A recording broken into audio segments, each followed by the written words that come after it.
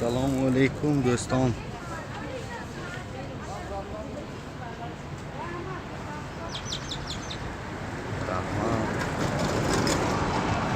من خدا شکر کنی بودم و تینج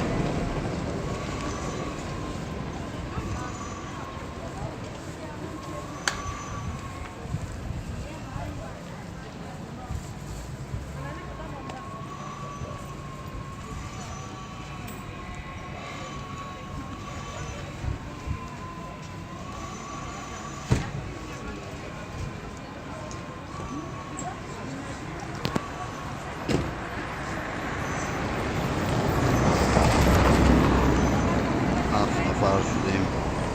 سلام همتون به دوستا. من خدا شکر کنی بودم و تینج. سلام سلام.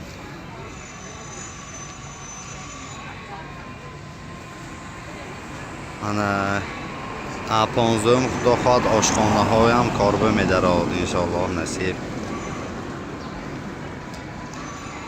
من شکرانه خدا کنی بودم و تینج. سلام شایسته خانم عبدالله و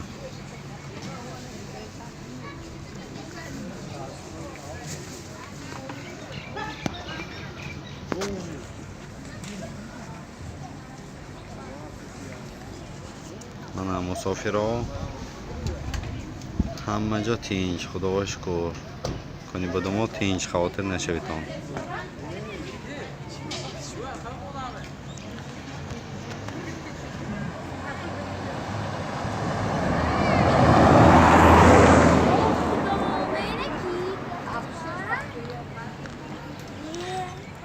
همتون بخیر برای کار.